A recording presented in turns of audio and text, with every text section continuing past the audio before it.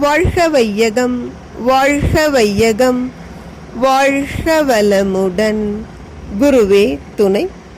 அனைவருக்கும் அன்பு வணக்கம். ஆசான் அருட்தந்தை வேதாத்ரி மகரிஷி அவர்களது ஞான களஞ்சிய கவிதைகள் படித்துக் கொண்டிருக்கிறோம். இன்று கவி எண் 270. வாழ்வு வளம் பெற ஆராய்ச்சி என்பது தலைப்பு. ஆராய்ச்சி மிக்கோரே, அரசாள்வோரே, அறிவு நிலை அறிந்த பெரியவரே கேளீர்.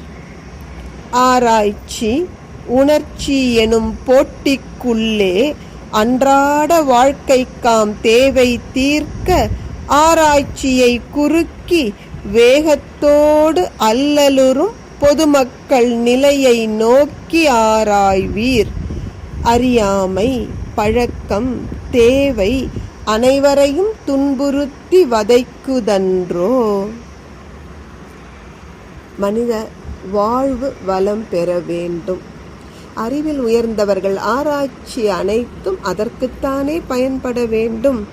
எனவே அருட்தந்தை சொல்கிறார், ஆராய்ச்சியில் சிறந்தவர்களே, ஆட்சி பொறுப்பை திறம்பட நடத்துபவர்களே, அறிவு நிலை அறிந்த பெரியவர்களே, நீங்கள் அனைவரும் ஒன்று கேளுங்கள். மனிதர் வாழ்க்கை அவர்களது அன்றாட தேவைகள், உணவு, உடை, இருப்பிடம், இன்னும் உரிய வயதில் உற்ற வாழ்க்கை துணை, இந்த அடிப்படை தேவைகளை பூர்த்தி செய்வதற்கு ஆராய்ச்சியின் பாதையில் சிலரும், உணர்ச்சி வயப்பட்ட நிலையில் பலரும் இன்று இயங்குகிறார்கள். பொதுமக்கள் என்ன செய்கிறார்கள்? தங்கள் ஆராய்ச்சியை குறுக்கிக் கொண்டு உணர்ச்சி வேகத்தோடு செயல்படுவதால் துன்பப்படுகிறார்கள். இந்த பொதுமக்கள் வாழ்க்கையை அறிவில் உயர்ந்தவர்கள் கொஞ்சம் கூர்ந்து ஆராய்ச்சிக்கு எடுத்துக்கொள்வீர்கள். ஏன் துன்பப்படுறாங்க இவங்க? அறியாமை. அதே போல பழக்கம். சரி, உனக்கு அறியாமை இருக்கா? நான் சொல்லிக் கொடுக்கிறேன் அறிவின் பாதையை என்றாலும் இதுவரை பழகிய பழக்கத்தை விட முடியவில்லை. அதே போல தேவைக்குரிய பொருள் கிடைக்கலனாலும் ஆராய்ச்சி காற்றில் பறக்கிறது, உணர்ச்சி தான் முன் வந்து நிற்கிறது.